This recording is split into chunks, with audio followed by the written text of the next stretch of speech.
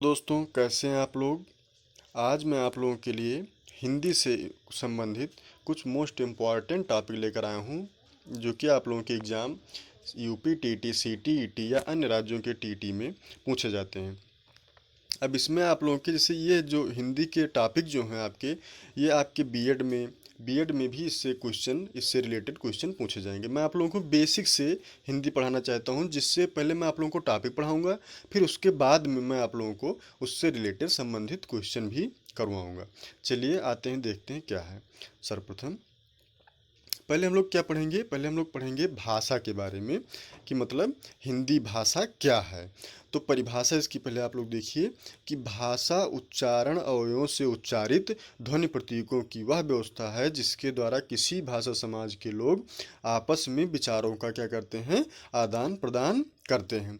भाषा क्या है, मतलब इसमें है कि भाषा उच्चारण अवयवों से उच्चारित ध्वनि प्रतीकों की वह व्यवस्था है जिसके द्वारा किसी भाषा समाज के लोग आपस में विचारों का क्या करते हैं, आदान प्रदान करते हैं। किसी भाषा मतलब कोई भी भाषा समाज हो, जैसे मान लीजिए अपने हम लोग यहाँ जैसे इंडिया में हिंदी में बोलते हैं, तो उसमें क्या होगा, हिंदी भाषा समाज के लोग हुए। मान लीजिए अभी आप अमेरिका वगैरह देश हैं, जो अन्य देश हैं, उसमें कहीं कहीं कहीं इंग्लिश में बोला जाता है, तो वो भी क्या करते हैं, अपनी ही भाषा का क्या करते हैं, विचारों का क्या करते हैं, आदान प्रदान करते हैं। तो उसको क्या कहते हैं, भाषा हम लोग कहते हैं। इसको क्या कहेंगे, भाषा कहेंगे। भाषा और बोली, अब भाषा और बोली दोनों में देखिए क्या अंतर है। हिंदी एक भाषा है, जबकि मैथिली, अवधी, ब्रज, कन्नौजी, मगही, भोजपुरी आदि को क्या कहते हैं, ये बोलियां हैं। जब कोई बोली विस्तृत क्षेत्र में प्रयुक्त होने लगती है तथा साहित्य में उसका व्यापक प्रयोग होने लगता है, तो वो क्या बन जाती है, भाषा बन जाती है। जैसे अपने यहाँ देखिए कि यूपी में क्या है कि जो तुलसीदास जी थे, उन्होंने क्या की थी, रामचरितमानस की रचना की थी। तो उन्होंने रामचरितमानस की रचना किस में की थी, अवधी में ही की थी। तो वो क्या हो गई, अवधी में ही उन्होंने की, तो क्या हो गई, अवधी भाषा हो गई। जैसे भोजपुरी को अभी क्या मिला है, अभी जल्द में ही गृह मंत्री जब राजनाथ सिंह थे, तो उन्होंने क्या दिया था, भोजपुरी को भी भाषा घोषित किया है अभी जल्द में ही।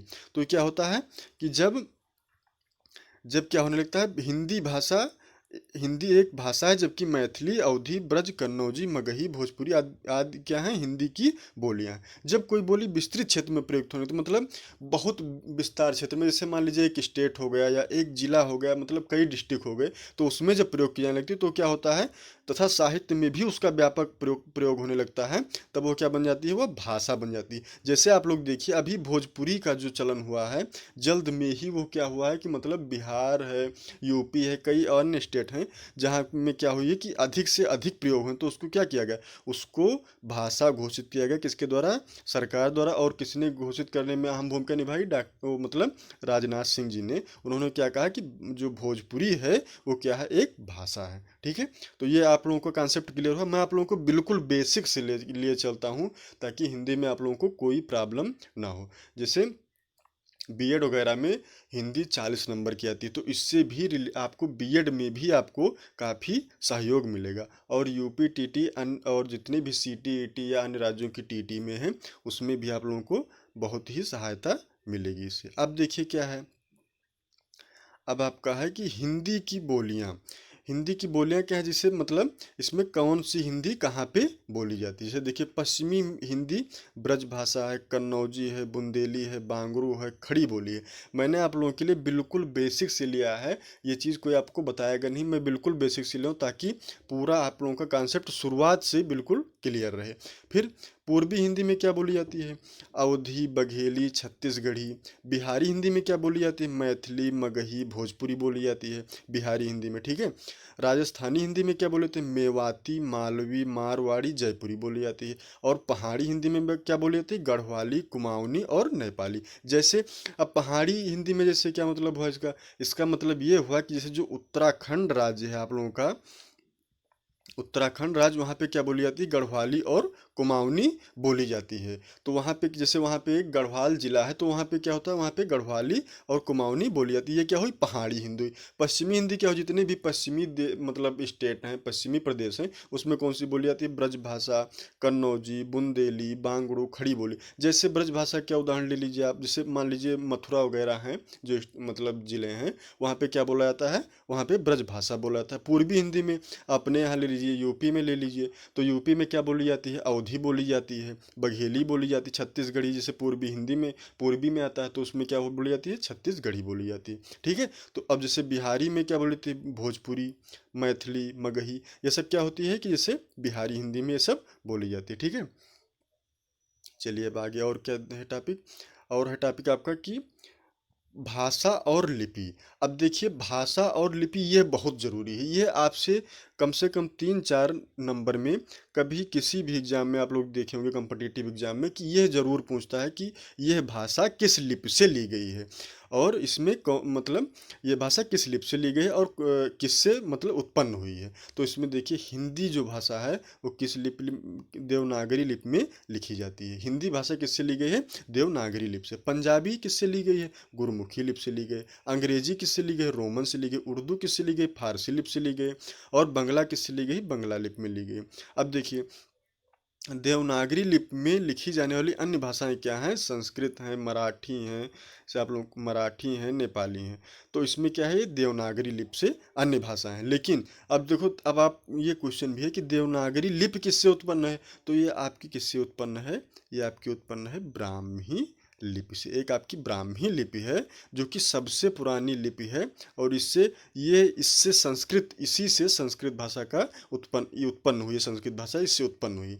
और हिंदी जो है ये देवनागरी लिपि से मतलब देवनागरी लिपि से ये उत्पन्न हुई है, देवनागरी लिपि में लिखी जाती है। तो ठीक है, ये बिल्कुल मैं आप लोगों को बेसिक से बता रहा हूँ ताकि आप लोगों को कोई प्रॉब्लम ना हो। और इससे जब ये आपका टॉपिक खत्म हो जाएगा तो इससे रिलेटेड आपको क्वेश्चन भी कराए जाएंगे जो आपके एग्जाम में पूछे जाते हैं, और अदर क्वेश्चन भी कराए जाएंगे। ठीक है। चलिए अब आगे आते हैं। अब आपका क्या टॉपिक है, राष्ट्रभाषा और राजभाषा। राष्ट्रभाषा क्या होती है और राजभाषा क्या होती है। अब देखिए राष्ट्रभाषा में क्या है कि किसी देश के बहुसंख्यक लोगों की भाषा को क्या कहते हैं, राष्ट्रभाषा कहते हैं। जैसे जो किसी भी देश में, जैसे अपने यहाँ देख लीजिए, भारत में देख लीजिए, इंडिया में देखिए आप लोग कि अपने यहाँ क्या बोली जाती है, हिंदी बोली जाती है। तो अपने यहाँ के बहुसंख्यक लोग मतलब सबसे अधिक लोग क्या है, प्रायोरिटी है हिंदी को देते हैं। तो वो क्या हो जाएगी यहाँ पे, वो हो जाएगी राष्ट्रभाषा भारत की हो जाएगी। जैसे इसमें लिखा है भारत के बहुसंख्यक लोग हिंदी बोलते समझते हैं, अतः भारत की क्या है, राष्ट्रभाषा क्या है, हिंदी है। तो आप लोग राष्ट्रभाषा समझ गए, मतलब जिस देश में जिस भाषा का अधिक प्रचलन हो, जो भाषा अधिक बोली और समझी जाती हो, वो क्या होती है, उस देश की क्या होती है, राष्ट्र भाषा होती। आप लोगों को कहीं भी कोई भी कन्फ्यूजन होगी तो आप लोग कमेंट बॉक्स में हमें पूछ सकते हैं, बता सकते हैं। अब देखिए क्या आते हैं राजभाषा में। राजभाषा का अर्थ है सरकारी कामकाज की भाषा। जो भाषा संविधान द्वारा सरकारी कामकाज की भाषा के रूप में स्वीकृति होती है, उसे क्या कहा जाता है, उसे उस देश की राजभाषा कहा जाता है। ठीक है। एक बार और देख लीजिए, राजभाषा का अर्थ है कि सरकारी कामकाज की भाषा। मतलब जैसे जो अपने यहाँ जो सरकारी एम्प्लॉय होते हैं उनके लिए जो भाषा प्रयोग की जाती है वो क्या होती है, राजभाषा। जो भाषा संविधान द्वारा सरकारी कामकाज की भाषा के रूप में स्वीकृति होती है उसे क्या कहते हैं, उस देश की राजभाषा कहते हैं। बिल्कुल आप लोगों के बेसिक से ही है, ये सब रिलेटेड है। भारत में हिंदी को संविधान की धारा 343 एक अध्याय 1 और भाग 17 के अनुसार राजभाषा घोषित किया जा चुका है। ये चीज़ आप लोग बिल्कुल ध्यान रखिएगा, बहुत ही मोस्ट इम्पॉर्टेंट है ये। धारा 343 एक और अध्याय 1 और भाग 17 के अनुसार क्या किया है, क्या किया गया है, हिंदी को क्या किया गया है, घोषित, हिंदी को संविधान की धारा में क्या क्या घोषित किया गया, राजभाषा घोषित किया गया। इसके अनुसार संघ की भाषा हिंदी और लिपि क्या होगी, देवनागरी होगी। ये मैं आप लोगों को बता चुका हूँ कि क्या होगी, लिपि देवनागरी होगी। और हिंदी किससे उत्पन्न हुई है, देवनागरी लिपि से ही उत्पन्न हुई है। ठीक है। अब देखिए क्या है, हिंदी दिवस। हाँ, हिंदी दिवस भारत की संविधान निर्मात्री सभा ने 14 सितंबर 1949 को निर्णय लिया कि हिंदी भारत संघ की क्या होगी, राजभाषा होगी। क्या होगी? हिंदी भारत संघ की राजभाषा होगी। तो हिंदी दिवस प्रत्येक वर्ष कब मनाया था? 14 सितंबर को। ये आप लोगों के मोस्ट इम्पॉर्टेंट क्वेश्चन है, ठीक है। इससे तमाम क्वेश्चन आप लोगों के बनेंगे और पूछे भी जा चुके हैं, ठीक है। चलिए अब आते हैं आगे क्या है। हिंदी वर्णमाला। देखिए मैं आप लोगों को बता चुका हूँ कि मैं बिल्कुल बेसिक से लिया हूँ, आप लोगों को कोई प्रॉब्लम ताकि आगे ना हो। अब हिंदी वर्णमाला में सबसे पहले देखिए कि क्या है, स्वर क्या है। आ बड़ा आ, ई बड़ी ई, ऊ बड़ा ऊ, री, ए आए, ओ आओ। ये क्या है आपके? ये स्वर हैं, ठीक है। अनुस्वार क्या है? अनुस्वार आपके क्या है? अंगा है, ठीक है। विसर्ग क्या है? आहा। व्यंजन। अब व्यंजन में आप लोग देखिए व्यंजन कौन किससे बोले जाते हैं। तो का, खा, गा, घ, अंगा किससे बोले जाते हैं? कंठ से बोले जाते हैं। चा, छा, जा, झा, इया किससे बोले जाते हैं? तालव्य से बोले जाते हैं। फिर मूर्धन्य से कौन? टा, ठा, डा, ढा, अड़ा, इसको क्या कहते हैं? मूर्धन्य में मतलब इसको लिया जाता है। फिर दंते में ता, था, दा, धा, ना को लिया जाता है। बिल्कुल बेसिक है, आप लोगों के एग्जाम में हमेशा इससे क्वेश्चन आएंगे, आप लोग देखेंगे भी होंगे। कोई भी टीचिंग एग्जाम ले लीजिए, जैसे यूपी टीटी ले लीजिए, या अन्य राज्यों की टीटी, या सीटीईटी ले लीजिए, या यूपी बीएड ले लीजिए। इंट्रेंस एग्जाम यूपी बीएड का जो होता है आपके 40 नंबर की हिंदी उसमें पूछी जाती है। बिल्कुल ये आप लोग देख लीजिएगा, इससे कई क्वेश्चन आप लोगों के बनेंगे। मैं इसीलिए आप लोगों को टॉपिक वाइज पढ़ा रहा हूँ कि जो टॉपिक मैं पढ़ाऊँगा उससे रिलेटेड आप लोगों को क्वेश्चन मैं कराऊँगा, लेकिन पहले उससे संबंधित मैं टॉपिक आप लोगों को विस्तृत में बताऊँगा, ठीक है। चलिए अब आगे आते हैं क्या है।